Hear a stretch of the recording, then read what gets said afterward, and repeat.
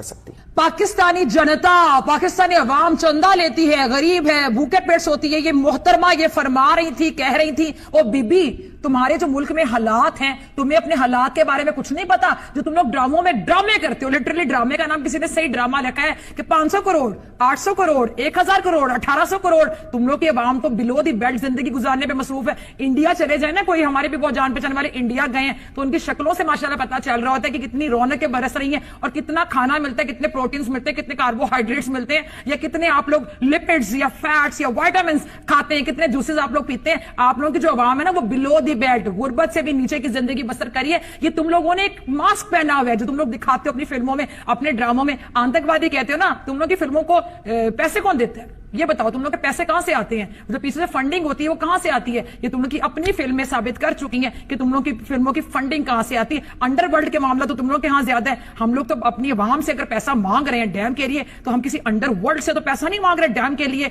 तो बातें तुम लोग करते हो हमारे हवाले से। फिर अगली बात तुम लोगों ने की कि जी इंडिया में पाकिस्तान से बेहतर हालात है और पाकिस्तान का दिमाग काम करना बंद हो गया। बीबी हमारा दिमाग तो जागा ही अब है। मैं तो कहती हूँ अब हमारा दिमाग ज्यादा काम कर रहा है। जो हमने डैम के बारे में सोचा और तुम लोगों में खलबली मची, मैं तो कहती हूँ चीफ जस्टिस साहब दोबारा अब इसी तरह की आप बातें करें ताकि इन लोगों को और होश उड़े, ये लोग और परेशान हो, इन लोगों के पसीने और छूटे, इन लोगों को बुखार चढ़े, इन लोगों को टीबी तक होने के चांसेस हैं। मुझे तो लगता है इंडिया पूरा कैंसर में मुब्तला हो जाएगा जब पाकिस्तान की तरक्की इसी तरह देखेगा। इतनी हसद, इतनी जेलसी, पाकिस्तान से इतनी इनसिक्योरिटी, कम ऑन। हम 21वीं सदी की जिंदगी गुजार रहे हैं, हम लोग बहुत आगे के लोग हैं। इकोनॉमी तुम लोग कहते हो तुम लोग की तरक्की कर रही है, अपने दिमाग को तुम लोगों ने पीछे क्यों कर लिया? 1947 नहीं है ये, 1947 से बहुत आगे जा चुके हैं। तुम लोगों ने तो पाकिस्तान के वजूद को एक्सेप्ट नहीं किया, हजम नहीं किया, डाइजेस्ट नहीं किया। तो डेफिनेटली तुम लोग पाकिस्तान से बहुत ज्यादा हसद करते हो, जेलस होते हो, क्योंकि हमेशा दूसरे के बारे में बात वो करते हैं जिसकी हवास पे दूसरा सवार होता है और वो आपको अपने से बेहतर लगता है। हमने कभी इंडिया के बारे में बात नहीं की, वो डैम केयर, हम बहुत बिजी हैं अपनी जिंदगी में। हमें जरूरत नहीं कि हम इंडिया के बारे में हमेशा बात करें, इंडिया में अपने एजेंट्स भेजें, इंडिया पे नजर रखें। फिर दूसरा तुमने कहा कि पाकिस्तान में जो जहादी लोग हैं वहां पे पाकिस्तान का पैसा जाता है, फंडिंग होती है। तो जरूर सुना होगा कि खिसियानी बिल्ली खंबा नोचे, लेकिन आज हम आपको बताते हैं कि जब जेब या खजाना खाली हो जाता है तो इंसान दिमागी दिवालियापन पर उतर आता है। और आजकल पाकिस्तान की मीडिया को देखकर कुछ ऐसे ही लग रहा था, लेकिन आज हम बोलेंगे और तुम सुनोगे, तौबा तौबा, आज ये क्या हो गया? तौबा तौबा, पाकिस्तान के खिलाफ भारत ने बड़ी कार्रवाई कर दी। तौबा तौबा, 12 मिराज विमानों ने पाक और पीओके में घुसकर जैश के ठिकानों को तबाह कर दिया। तौबा तौबा, 1000 किलोग्राम के बम गिरा दिए। तौबा तौबा, 300 से ज्यादा आतंकी ढेर कर दिए।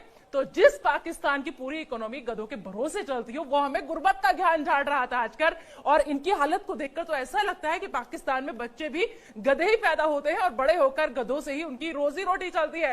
तो गुर्बत में कौन जी रहा था, चलिए आपकी गलतफहमी भी तोड़ देते हैं आज।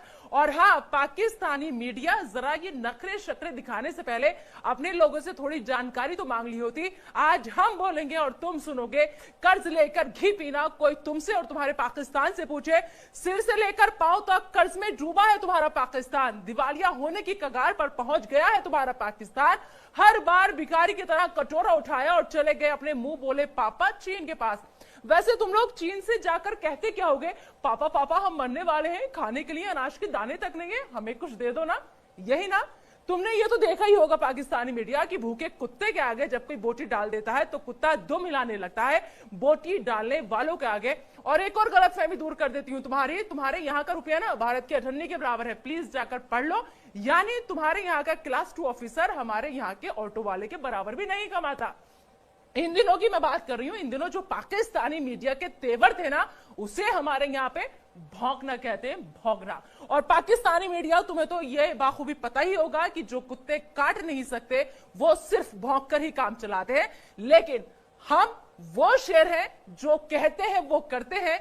देखा कैसे घुसकर मारा है, तौबा तौबा, नेस्तो नाबूद कर दिया है, तौबा तौबा।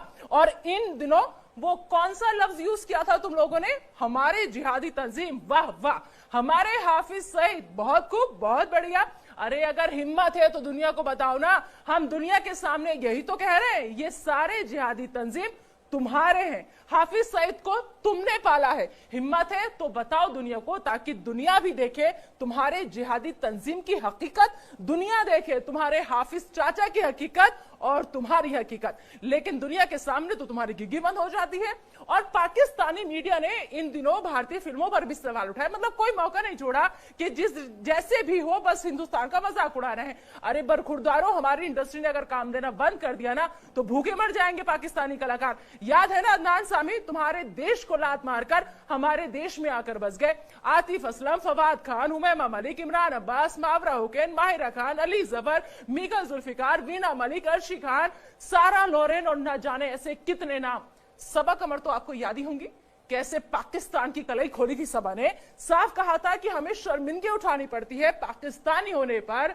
तो मत भूलिए कि हमने अगर इन्हें सर आंखों पर नहीं बिठाया होता तो आज पाकिस्तान में किसी गली या नुक्कड़ पर भजन गा रहे होते, या फिर हो सकता है तुम्हारे अब्बा हुजूर की खिदमत में लोरी सुना रहे होते। और तुम लोगों ने हमारी फिल्म टॉयलेट एक प्रेम कथा पर भी इन दिनों सवाल उठाया। क्या कहा तुम लोगों ने कि हमारे यहाँ टॉयलेट पर फिल्में बनती है। अरे ऊपर वाले ने तुम लोगों को शक्ल के साथ साथ अक्ल भी नहीं दी क्या? पहले जाकर कम से कम फिल्म तो देख ली होती आप लोगों ने। अपने इमरान अब्बा को कहो कि तुम्हारे पाकिस्तान में फिल्म रिलीज करवा दे, लोग देख लें और उन्हें पता चले कि इस फिल्म में क्या है। यह फिल्म लोगों को जागरूक करने के लिए बनी थी। अपने इमरान चाचू को कहो कि तुम्हारे यहां भी फिल्म दिखाएं और कम से कम टॉयलेट की हालत ठीक हो सके। मुझे तो शर्म आती है तुम्हारे यहाँ की टॉयलेट की हालत बताते हुए और तुम्हारी हालत बताते हुए। अपनी टॉयलेट की हालत देखी है कभी तुम लोगों ने? मैं बताती हूं तुम्हारी टॉयलेट की हालत क्या है। 21 करोड़ की आबादी और उसमें भी 7 करोड़ के पास ना तो पीने के लिए साफ पानी है और ना ही टॉयलेट है। कम से कम इस पर तो गौर फरमा लेते पाकिस्तानी मीडिया, और आकर के बैठ गए हिंदुस्तान की फिल्मों पर सवाल उठाने के लिए। तौबा तौबा, इन दिनों ऐसा लगता था जैसे किसी ने पाकिस्तान की सारी मीडिया को भांग की गोली दे दी हो, इसलिए नशे में उठकर चले आते थे और अपना पूरा ज्ञान बककर निकल लिया करते थे। अब मैं पूछती हूं, हाउस द जोश? क्या कहा? Dead sir, roasted sir? तौबा तौबा, ऐसे नहीं कहते, बुरा लगेगा आपके आकाओं को। अब बात तुम्हारे मजहबी ज्ञान की भी कर लेती हूं, क्योंकि इन दिनों ये भी तुम लोगों ने खूब झाड़ा। तो सुनो तुम गीदड़ और भेड़िए लोग, हमें मजहबी ज्ञान तुम दे रहे थे।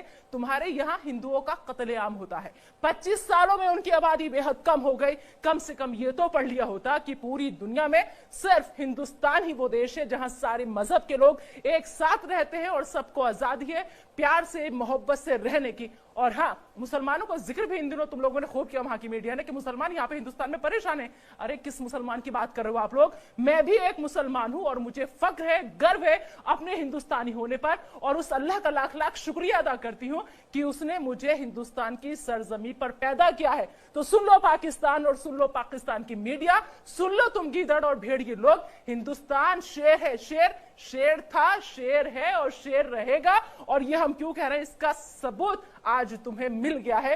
तुमने ठीक ही कहा था कि अब ये 1947 और 48 का हिंदुस्तान नहीं है।